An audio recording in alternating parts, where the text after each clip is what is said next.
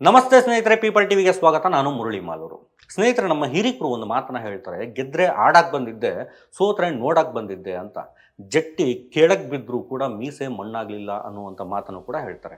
ಹಂಗಾಯಿತು ನಮ್ಮ ಮಾಜಿ ನ್ಯಾಯಮೂರ್ತಿಗಳ ಕತೆ. ಕೊಲೆ ಆರೋಪಿ ಪಿಂಪ್ ಕೆಲಸ ಮಾಡ್ತಿದ್ದಾನಂತೇಳಿ ಕರೆಸ್ಕೊಳ್ಳುವಂಥ ವ್ಯಕ್ತಿ, ಸಮಾಜ ಕಂಟಕನಾಗಿರುವಂಥ ವ್ಯಕ್ತಿ ಪುನೀತ್ ಕೆರಳಿ ಎಂಬಾತನಿಗೆ ಹಾರ ಹಾಕಿದ್ದು ಆಯಿತು, ಸನ್ಮಾನ ಮಾಡಿ ನಗ್ನಗತ ಫೋಟೋವನ್ನು ತೆಗೆಸ್ಕೊಂಡಿದ್ದು ಕೂಡ ಆಯಿತು. ಅದನ್ನೇ ಆಸ್ಕರ್ ಅವಾರ್ಡು, ಭಾಸ್ಕರ್ ಅವಾರ್ಡು ಅನ್ನೋ ರೇಂಜ್ಗೆ ಅದೇ ಕೆರೆಹಳ್ಳಿ ಪೋಸ್ ಕೊಟ್ಟು ಫೇಸ್ಬುಕ್ನಲ್ಲಿ ಮಿಂಚಿದ್ದು ಕೂಡ ಆಯಿತು.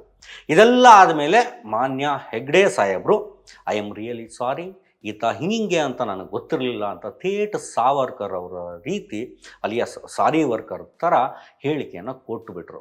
ಇದನ್ನೇ RSS ಅಜೆಂಡಾ ಅಂತ ಹೇಳುವಂಥದ್ದು ನಾವು.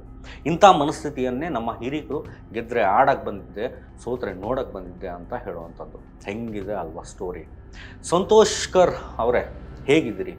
ಆರಾಮಿದ್ದೀರಿ ಅಂತ ನಾವು ಭಾವಿಸಿದ್ವಿ, ಬಟ್ ಆರಾಮಿಲ್ಲ ಅಂತ ನಿಮಗೆ ನೀವೇ ಹೇಳ್ಕೊಂಡಂತೆ ಆಯ್ತಲ್ಲ. ಈಗ ಸ್ನೇಹಿತರೆ, ಒಂದಷ್ಟು ಈ ವಿಚಾರದ ಕುರಿತು ಮಾತನಾಡೋಣ. ಅದಕ್ಕೂ ಮುನ್ನ ನೀವೇನು ನಮ್ಮ ಪೀಪಲ್ ಚಾನಲನ್ನು ಸಬ್ಸ್ಕ್ರೈಬ್ ಮಾಡಲಿಲ್ಲ ಅಂದರೆ ದಯವಿಟ್ಟು ಈಗಲೇ ಸಬ್ಸ್ಕ್ರೈಬ್ ಮಾಡಿ, ಹಾಗೆ ಬೆಲ್ ಐಕಾನ್ ಕ್ಲಿಕ್ ಮಾಡೋದನ್ನು ಮರಿಬೇಡಿ.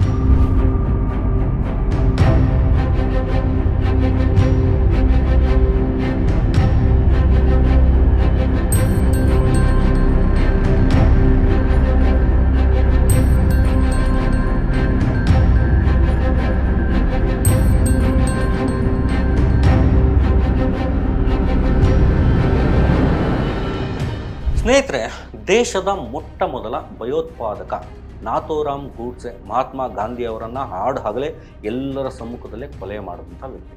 ಆತ ಕೊಲೆ ಮಾಡಿದ ತಕ್ಷಣ RSS ಎಂಬಂತಹ ಅನ್ರಿಜಿಸ್ಟರ್ಡ್ ಸಂಘಟನೆಯನ್ನು ಬ್ಯಾನ್ ಮಾಡಲಾಯಿತು.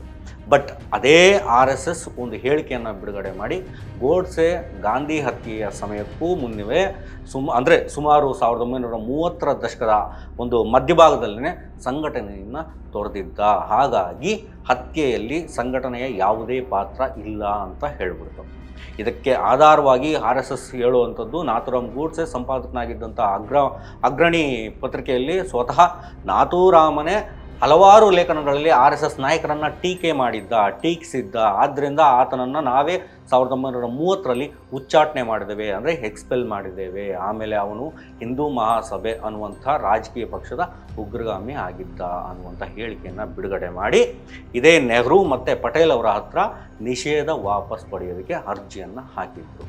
ಬಟ್ ಸಂವಿಧಾನ ತಜ್ಞ ಮತ್ತು ಲೇಖಕ AJ ನೂರಾನಿ ಅನ್ನುವಂಥವ್ರು, ಅವರು ಬರೆದಂತಹ the RSS the BJP A division of labour ಅನ್ನುವಂಥದ್ದು 2000ನೇ ಇಸ್ವಿಯಲ್ಲಿ ಬಂದಂಥದ್ದು, ಮತ್ತು ಸಾವರ್ಕರ್ ಅಂಡ್ ಹಿಂದುತ್ವ 2002ರಲ್ಲಿ ಬಂದಂಥವು.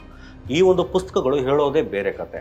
ನೂರಾನಿ ಅವರು ಐತಿಹಾಸಿಕ ದಾಖಲೆಗಳನ್ನು ಪರಿಶೀಲನೆ ಮಾಡಿ ಗೂಡ್ಸೆ RSS ತೊರೆದಿದ್ದ ಅನ್ನುವುದಕ್ಕೆ ಯಾವುದೇ ಲಿಖಿತ ದಾಖಲೆಗಳಿಲ್ಲ, ಅಂದರೆ ಉದಾಹರಣೆಗೆ ರಾಜೀನಾಮೆ ಪತ್ರ ಅಥವಾ ಉಚ್ಚಾಟನೆಯ ಆದೇಶ ಎಲ್ಲಿದೆ ಅನ್ನುವಂಥ ಮಾತುಗಳನ್ನು ವಾದ ಮಾಡ್ತಾ ಗೂಡ್ಸೆ ಮತ್ತು RSS ನಡುವಿನ ಸಂಬಂಧವು ಸೈದ್ಧಾಂತಿಕವಾಗಿ ಮುಂದುವರೆದಿತ್ತು ಅಂಥೇಳಿ ನೂರಾನಿ ಅವರು ಬರೀತಾರೆ. ಹಾಗೆಯೇ ಜನವರಿ 28, 1994ರಂದು ಫ್ರಂಟ್ ಲೈನ್ ಮ್ಯಾಗಝಿನ್ಗೆ ಅರವಿಂದ್ ರಾಜಗೋಪಾಲ್ ಅವರಿಗೆ ನೀಡಿದಂಥ ಒಂದು ಸಂದರ್ಶನದಲ್ಲಿ ಗಾಂಧಿ ಹತ್ಯೆಯ ಸಹ ಸಂಚುಕೋರ ಮತ್ತು ನಾಥೂರಾಮ್ ಗೂಡ್ಸೆಯ ತಮ್ಮ ಗೋಪಾಲ್ ಗೂಡ್ಸೆ ಹೇಳಿದ್ದೇ ಬೇರೆ ಸ್ಟೋರಿ.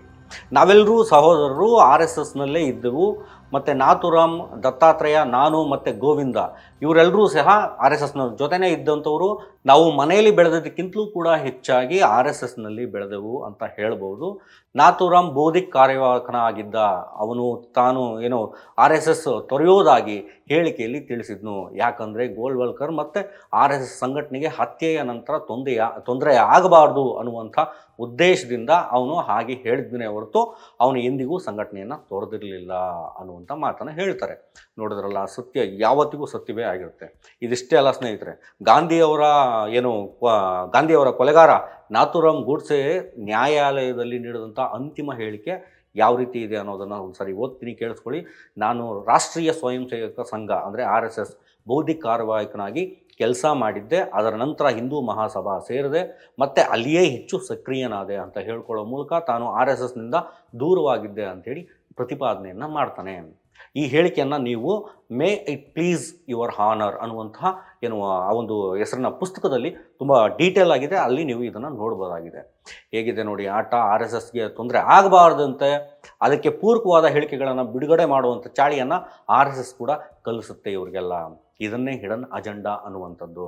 ಇದನ್ನು ಯಾಕೆ ಹೇಳಿದೆ ಅಂತಂದರೆ, ನಾಥೂರಾಮನಿಗೂ ಆರ್ ಎಸ್ ಎಸ್ಗೂ ಸಂಬಂಧ ಇಲ್ಲದಿದ್ದ ಮೇಲೆ ಈ ಒಂದು ಸಂಘಟನೆಯ ಸದಸ್ಯರು ಯಾಕೆ ನಾಥೂರಾಮನ ಭಜನೆಯನ್ನು ಮಾಡುವಂಥದ್ದು, ಯಾಕೆ ನಾಥೂರಾಮನ ಪೂಜೆಯನ್ನು ಮಾಡುವಂಥದ್ದು, ಆರ್ ಎಸ್ ಎಸ್ ಹಿನ್ನೆಲೆಯ ಪ್ರಧಾನಿಗಳು ಯಾಕೆ ನಾಥೂರಾಮ್ ಗೂಡ್ಸೆಯ ಒಂದು ಫೋಟೋಗೆ ಕೈ ಮುಗಿದು ನಿಲ್ಲುವಂಥದ್ದು. ಅಂದರೆ ಕೊಲೆಗಾರರನ್ನು ಇವರು ಆರಾಧಿಸ್ತಾರೆ, ಸನ್ಮಾನಿಸ್ತಾರೆ ಅಂತ ಅರ್ಥ ಆಗುತ್ತಲ್ವಾ.